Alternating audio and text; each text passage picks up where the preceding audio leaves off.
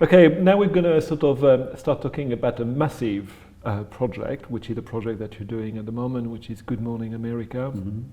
Mm-hmm. Third volume published in 2019, a beautiful book there. I mean, it's a massive project. It's like 5 volumes about you traveling. That's the plan, yeah. But you traveling throughout America. So, I mean, again, I think we're going to go back to probably some sort of personal souvenir, childhood, and the reason why you're doing it. So, can you again sort of talk to us through this project and the ambition behind? There was a project called Postcards from America, which was started within a small group of Magnum photographers. Yeah. We didn't involve the staff. It was something we did ourselves, and we were interested in working collaboratively together, but also investigating new ways of being able to fund making work that was important to ourselves, because, you know, long gone are the days when you would receive a commission from a magazine or something to go and do something you wanted to do. So there's so many photographers out there now who are making serious work, who are just simply paying it for themselves and hoping something's going to happen. And, you know, Magnum or not, we were all in the same boat really. But we realized that we had something that, you know, we could take advantage of, which was, you know, some kind of brand, I suppose, but also perhaps our own name, if you like. The idea with Postcards was that the groups would change each time, but we would go to different parts of America. We would share a house or share a bus and travel or whatever, but we'd basically be living in each other's pockets. We'd use local students to assist us. Nobody got paid anything. We just got our expenses, but it meant that we were able to make work collectively, show each other our work in the evenings.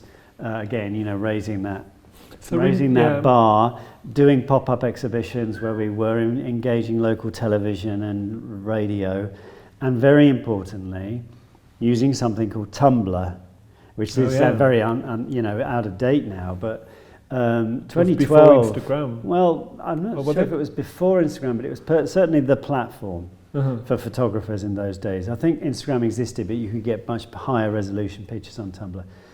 So we started this Tumblr account, and it grew and grew and grew. We were getting lots of followers, and so and then we made small publications here, and we sold little prints there, and we slowly managed to just accumulate bits of money here and there to keep the project rolling, so that we could keep paying ourselves the expenses, so no one was out of pocket. And then around 2015, I did four Postcards projects. Then 2015, it kind of petered out. It lost some energy. People didn't want to, you know, drive it forward anymore. And a number of us had started to work on personal projects, which we have continued, including myself. So rather like the Polish work, where I did that 1 month commission and then I continued working for 5 years. In this case, I worked off and on with Postcards for over a 3-year period. Yeah. And then when it was over, I felt quite bereft, and I thought, you know, I should continue this, really. So can I ask you just a brief question? Postcard from America were under sort of Barack Obama presidency? Yeah, I started, my first visit was in 2012, which was coming up to the 2012 election, which he won. Okay. Obama won for his second term. Okay. And then 2016, when Trump was elected, so it's going to be the whole of Obama's. So my idea is a very simple one, because I like things in neat boxes sometimes. I started in 2012, I'd like to finish in 2022, so it spans a decade. I guess that's really 11 years, but so it spans a decade. Obama's second administration, Trump, who remarkably looks like he's actually going to get through the thing, and then the beginning of whatever happens next, and we don't know what that will be yet. So there's a political background, but there's also... It's a political background, so I wanted to work for 10 years it's easily the most ambitious thing I've done, and the idea to have 5 books and to publish them as work in progress. So I've actually done 2 books now, volumes 1 and 2. They're coming out about approximately every year now, even though I've been working on it for 5 years already. Each book is allowed to go right back to the beginning of the project. So the fact that I've made 2 books doesn't destroy all the work that isn't in the books so far. I can always keep going back and taking pictures right from the beginning, but I'm continuing to visit America 4 times a year and making new work. So as far as I know, it's the first time anyone's done a series of books like this as a work in progress, which is a sort of a crazy, a strange and sort of bold thing to do. I think it's because I'm quite confident about my work. I don't think it's something that someone in their early 20s could take on, and probably because I think it'd just be a bit overwhelming. I feel quite calculated in my mind about what I'm doing, even though, as I wrote in the introduction to the second book, is that I feel like I'm amassing this enormous jigsaw puzzle, but I don't know what the final picture will be. Yeah. I mean, I remember you saying in one of the BGP interview, I think, was that project about the search for America that live in my imagination. Yes, so this came as a part of a conversation I had with David Chandler. I spent a couple of days talking about the work with him. And we're a very similar age, and we were just talking about the television programs we used to watch in the 60s when we were growing up. Because there was a lot of, cultural imperialism, I suppose, by America, particularly in the 60s, I think. That was my generation of being a kid. And, we just got a television set. And so most of the programs that I liked to watch were, apart from Blue Peter, were American imports. And I particularly liked the Westerns, because it painted this, really vivid picture of this fantastic landscape. Incredible landscapes, yeah. And, there was goodies and baddies, and it was very easy to understand. And that, along with programs like I Love Lucy, believe it or not, we've seen you presented this America as this sort of fully formed place that I wanted to go and live in. Because remember, I'm in Leicester at this time.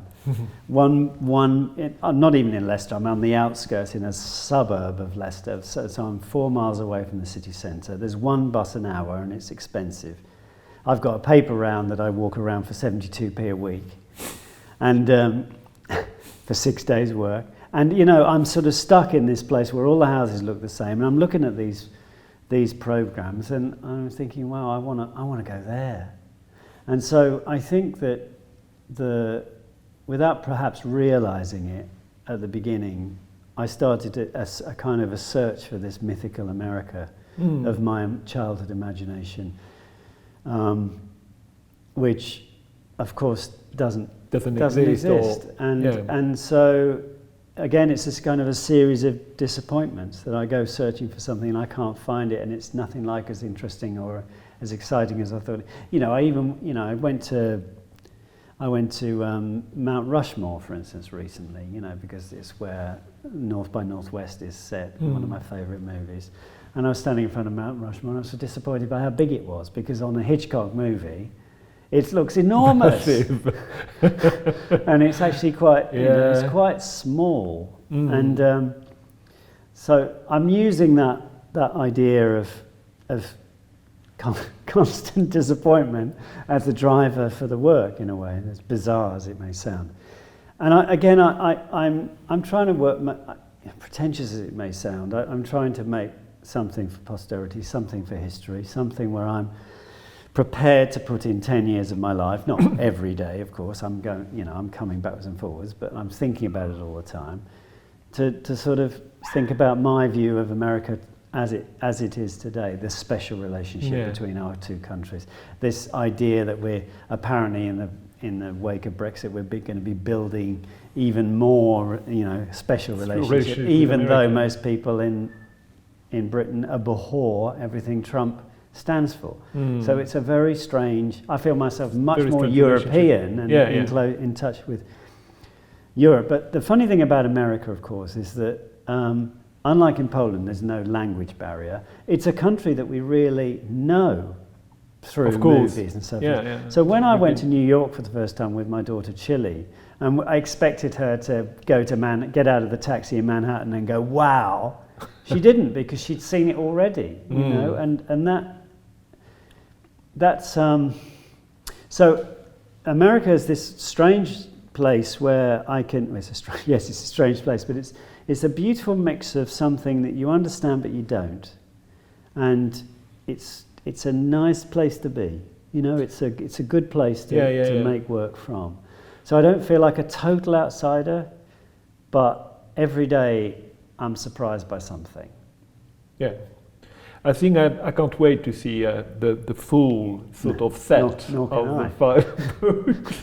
And it's good because you've introduced, I wanted to start changing the subject and not talking too much about your work now, but something maybe a bit more personal, and I just introduced you in a nice way. I wanted to talk about your family, so we're not going to sort of get into the sort of intimate details of your family, but I know your family a little bit, and I'm very pleased to have met them, all of them, and feeling that I have is you have a very creative orientated family, and I do wonder how much your family has some kind of influence on your work as well. Do you I mean, do you get inspired, or when you work, do you find that your family is present, or do you know that like some photographer works? Unfortunately, it's the opposite. I miss my family terribly when I'm away. I was reading a novel recently where it referred to somebody travelling in order to come home again. It's like something you have to do. I don't feel the travel bug anything like as much as I did when I was younger. This is very typical, I think, of people, especially people who have travelled a lot like I have.